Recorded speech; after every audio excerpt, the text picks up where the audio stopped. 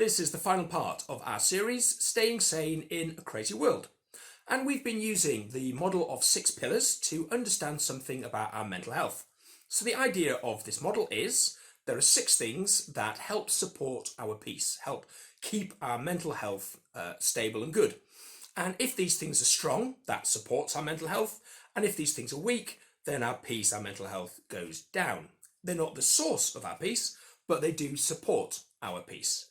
And the 6 that we're looking at are physical and people, purpose and power, and today we're going to look at pattern and perspective. So, to understand pattern and perspective, it helps to understand something about the human brain. Because our human brain, it works with pattern and perspective, so understandably that has a profound impact upon our mental health. So, the human brain. It has been described as one of the most complex, if not the most complex thing in the whole universe. Hundreds of billions of neurons, nerve cells, connected to thousands of others, that incredible complex network.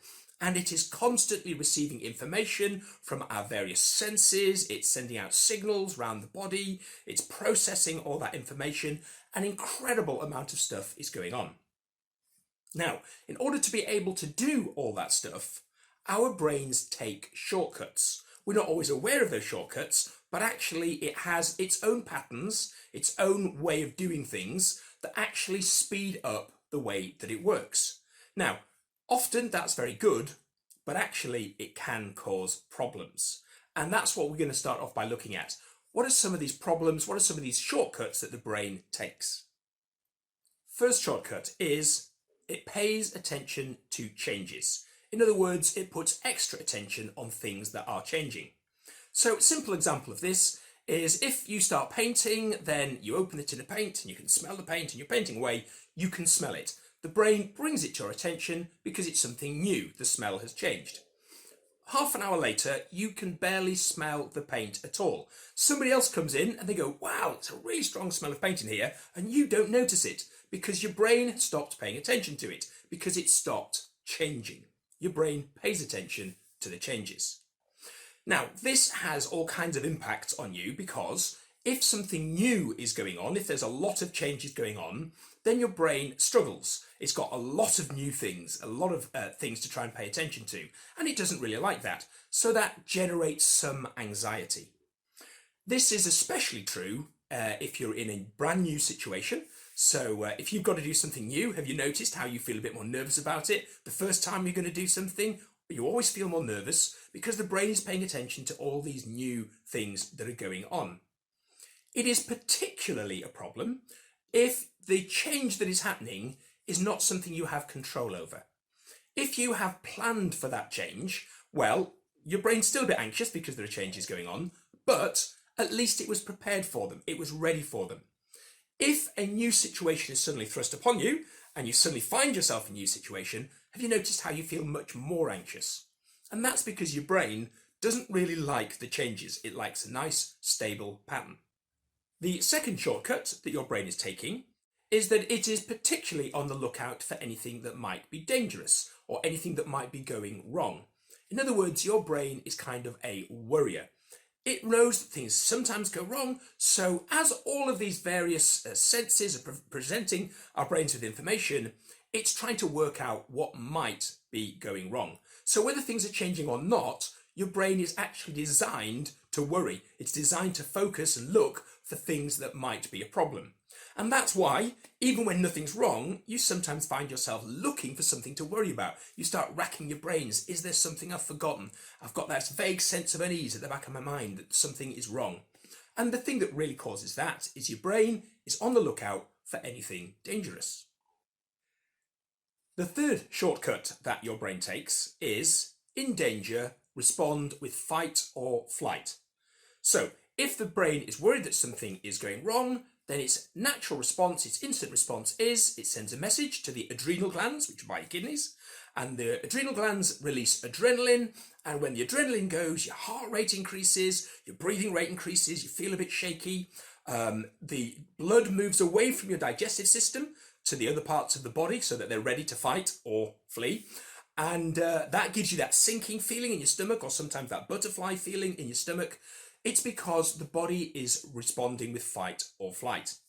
Now, if you're getting attacked by a vicious dog or something, then fight or flight is a brilliant response. It's a great shortcut for the brain to take. But of course, there's a problem.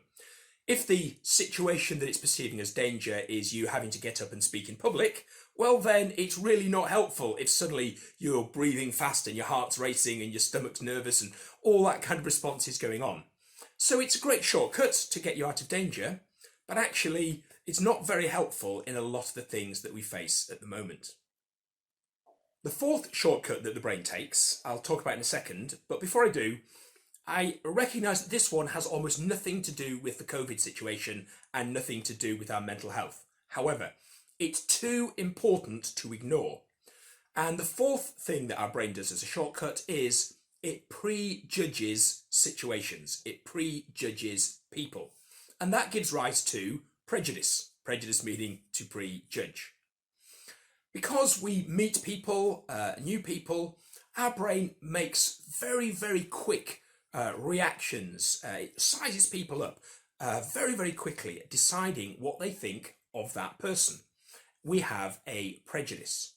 If we've had a bad experience with that kind of person before, well, in that case, our brain prejudges it and we're nervous. So, for example, if you have had a bad experience with a bunch of teenagers and you've seen a gang of teenagers and then they've done something, they've shouted at you or they've been acting in a raucous way, well then every time you see teenagers from then, your brain has a prejudice. So you can have a group of kids who are not doing anything wrong, just walking along, you see them and you're instantly nervous, and because you've prejudged the situation.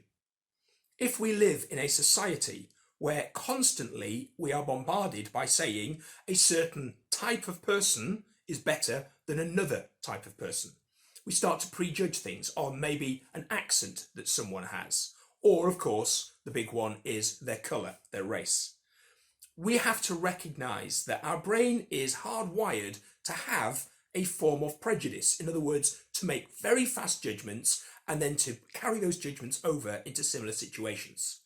That is a problem, a shortcut that our brain takes. However, we can overcome all of these shortcuts that I'm talking about. Now, in this lockdown situation, in this COVID situation, you can see how our pattern and perspective are affected by these shortcuts that the brain is taking. We are finding all these kinds of situations where there are lots and lots of changes going on, so that makes us feel anxious. We are perceiving sources of danger, and there are sources of danger. It is possible to catch the virus, so that's another thing. And we are tending to respond to that with an anxiety, with stress hormones, with that fight or flight response, so that affects us too. So our pattern and perspective are being negatively affected by everything that's going on around us with this coronavirus outbreak. So let's now look at the solution.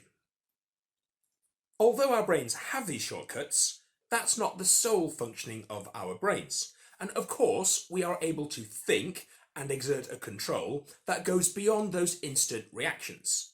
So let's look at 4 things that help us to overcome these shortcuts.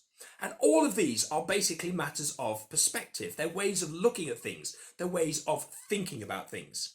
And if we change our perspective, then it really helps us to overcome these shortcut problems that the brain can present. The first one is simply knowing that these shortcuts are producing these anxious responses helps us. It changes our perspective. If we're feeling anxious and then we look around and say, well, that's a normal reaction. It's not a surprise because there is a risk of catching a virus. There is a risk of falling ill. There are changes going on and that is unsettling me. I recognise my brain is on the lookout for dangerous things that are going on. So it's not a surprise that my brain is making me feel a bit anxious. Now, if we just recognise that and say, okay, it doesn't mean there is anything I need to be anxious about.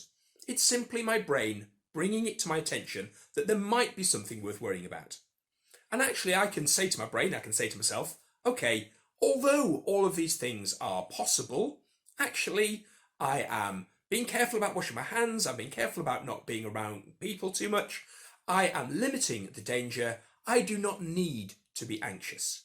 So simply having that information that the anxiety is a natural thought, it's a natural process coming from the brain trying to help you respond well, well, we can say, okay, I can put that to one side, I can ignore that, and that helps your peace. The second way that our perspective can help us with these shortcuts that the brain has is that our brain can quickly adapt to a new normal.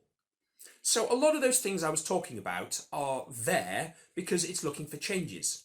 But actually, if we get into a new pattern of life, then the brain calms down. The brain becomes less anxious.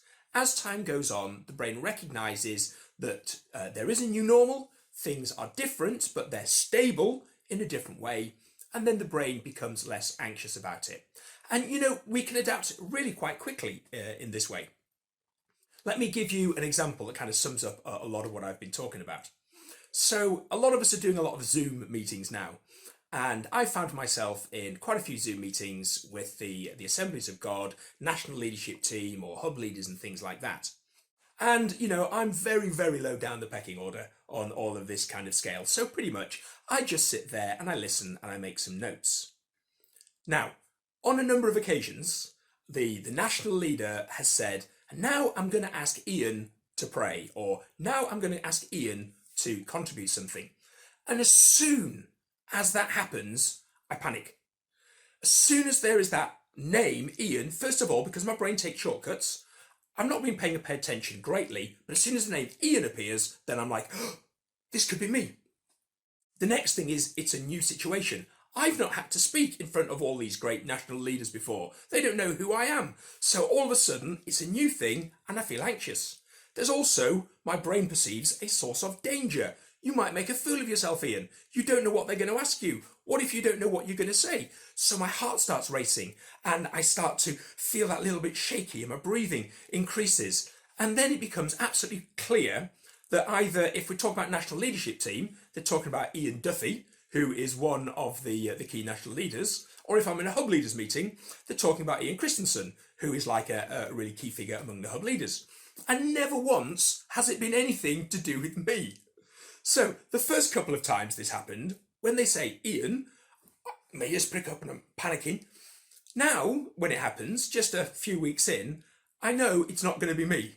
I'm ready just in case it is, but actually I no longer have that instant response of fear and worry because I've realised I'm in a new situation where if somebody says Ian, it probably is not me that they're talking about. They're talking about one of the other more important guys called Ian. You see, my brain has quite quickly adapted. It's not anxious in that situation anymore because it got anxious, but then actually everything was fine. My brain has adapted. Now, you might be finding that as time goes on, your brain is adapting, you're becoming less anxious. And as you have a new pattern in life, as your pattern becomes more stable in this new normal, well, then you can expect those levels of anxiety to decrease. Just one kind of proviso on this, there is a thing where this can go wrong. If we're simply tolerating a situation and we're saying to ourselves, this is awful, I want to get back to normal, well then our brain doesn't adapt to the new normal as well. What it's doing is it's just trying to tolerate the situation and then it's kind of hoping that there will be a return to normal. Now, if you're doing that, the longer the new situation goes on, your anxiety doesn't go down because you're getting used to it. Your anxiety can actually increase because you're getting further and further away from the normal that you're hoping for. So the idea in this lockdown situation is if this pattern is not working for us because this new normal we don't like, try and establish a new pattern. Try and find things that you are comfortable with. Talk to yourself about the fact that it's okay if things don't get back to normal for a while. And then that will help your brain adapt to the new normal. The third way in which our perspective provides a solution on our brain's shortcuts is that we change our perspective by what we focus on. So what I'm going to say in a minute might sound a bit daft, but it's actually quite profound. What you focus on is what you focus on. In other words, The thing that you are spending time looking at and looking for becomes your focus. If you look at negative things, if you spend your time focusing on the negative, then you are telling your brain to look for more negative things. The negative becomes your focus and you feel more negative. If you focus on the positive, you spend your time looking for positive things, you spend less time on the negative, then your brain starts to focus more on the positive. It has less time to look at negative things. It becomes a more positively focused brain. What you focus on becomes the thing that your brain chooses to focus on. And it operates at a subconscious level as well. So the more you do this consciously, the more it happens subconsciously. And this is why our dreams often reflect the way that we are acting, the way that we are feeling during the day. The stuff that you're focusing on in the day is often the thing that becomes your dream at night. So be aware of what you're focusing on, because you're training your brain either to be positive or to be negative, or basically to focus on anything that you consciously focus on, then that becomes what your brain subconsciously focuses on. The fourth and final solution to the problems that we can have because of the shortcuts that our brain takes is to have a godly perspective. Now, up till now, everything that I've said today is true for every human on planet Earth. It's true of everybody, whether you're a Christian or not. But there is a godly perspective that we can have that helps us beyond people who are not followers of God. There's a verse in Colossians 3:2 which says, "Set your mind on things above, not things on the earth." We have a different perspective. We have a heavenly perspective. There is something that goes beyond what happens here. And I'm just going to go back over this series, over the 6 pillars, and show you how our godly perspective on every single one of these transforms our thinking, transforms the way that we understand what we're going through. The first one is physical. If your perspective is that the physical is all that there is, it's only what you can observe, what you can touch, if that's all that exists in the universe, then that's going to give you a certain perspective. However, the reality is that there is a spiritual dimension that goes beyond the physical. There are all kinds of aspects to spiritual things. And if you have a perspective that everything's physical, then that's going to lead to all kinds of dissatisfactions, of problems, of difficulties in how to respond. But understanding there is a spiritual dimension lifts you above the physical. The second pillar, people, relationships. Now, if our perspective is that the only relationships that matter are the ones between people, well then that's important. It's great that you recognize that. But I have a higher perspective than that I also have a relationship with God. And people can let me down. People can be negative towards me. But my relationship with God is wonderful. He doesn't let me down. He never breaks that covenant, that agreement, that deal that he has with us all. I have that different relationship with him where I have an unconditional love from him. There's this amazing thing that with people, we can try and be on our best behavior. We can try and pretend. With God, we don't need to do any of that. The truth is that God loves me exactly as I am. Now, it's a wonderful thing also that he loves me so much that he doesn't want me to stay as I am. He wants to help me improve. And actually, that's a great thing in our relationship too, that he always wants the best for me. So if my relationships are purely from the perspective of individual humans on the planet, then that limits my perspective. But if I recognize that there's a relationship with God too, then that increases my perspective and changes the whole way that I live life. The third pillar, purpose. If I think that the purpose in life is all about my personal happiness, my personal growth, me gaining wealth and progressing, well then I'm going to end up with so many disappointments. I'm going to end up with so many problems. And to be honest, any of those things are really, really fickle. Any of those can disappear in an instant.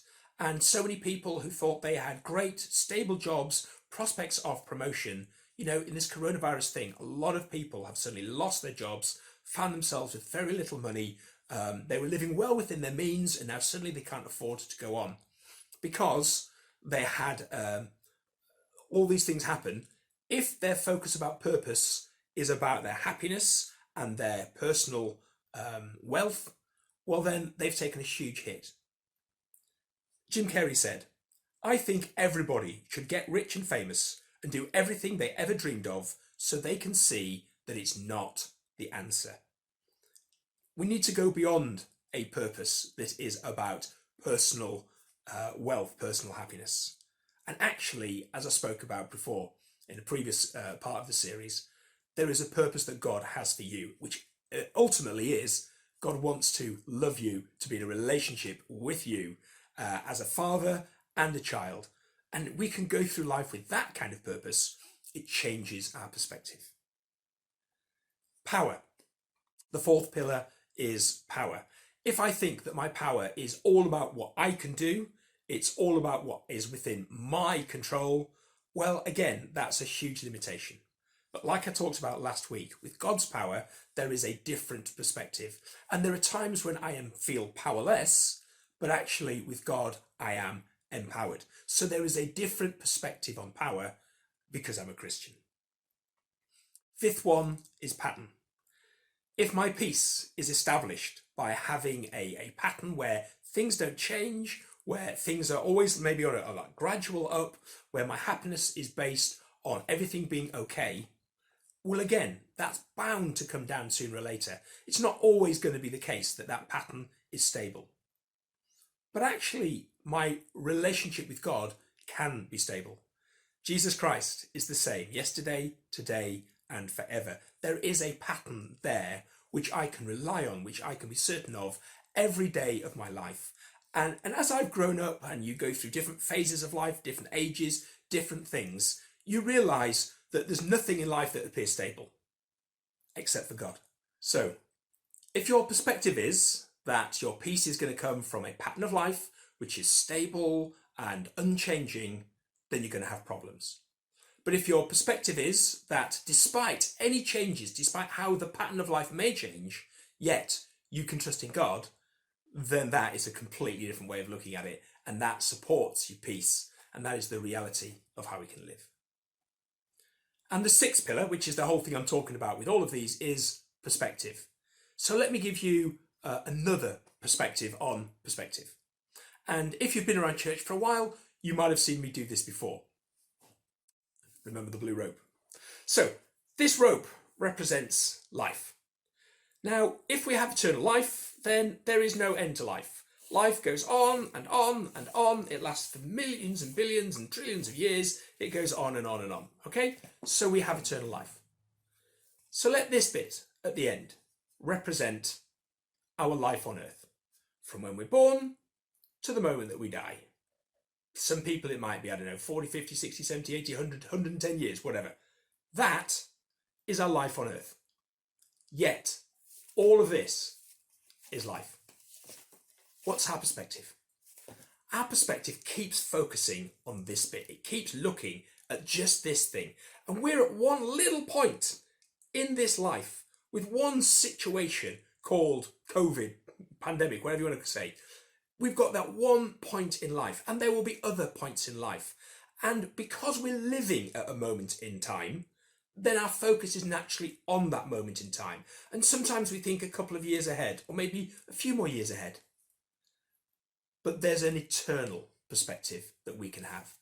If we recognise that what happens in this bit affects what happens in all of the rest, that changes your perspective. We get very worried, we get very upset, we get very focused on this, where actually God said, set your mind on things above, not on things of the earth. And if we recognise that there's all this, which is part of our life, then this bit becomes a lot more manageable. So that wraps up my ideas on how we stay sane in a crazy world. We consider the physical and the people, the purpose and the power, the pattern and the perspective. And we can look at those in a very simple physical way, but actually there is a spiritual dimension, a godly perspective that overarches all of those. And even when all of those go completely wrong, God is our source of peace. So even if that peace isn't supported by those pillars underneath, yet God can still give us peace. I'd be really interested to know what you've thought about this. Feel free to get in touch with any comments or questions that you may have. And in particular, if you want to know how to apply this to your life, because you're going to be in a specific situation, you might have specific questions about, well, that's all very well in general, Ian, but I'm in this situation, I've got this circumstance. Or, well, it's all very well you saying draw close to God, but how do I do that, Ian? Or, I've got this question, how can I believe in God because I see this going on and that makes me think that maybe there is no God. But I'd like to know. You know, if you get in contact with your questions, I would love to be able to support you on your journey. And whether we agree or we disagree, that's fine. Sometimes just having that conversation is a really helpful thing to do. So I'm here for you. Get in touch if I can help.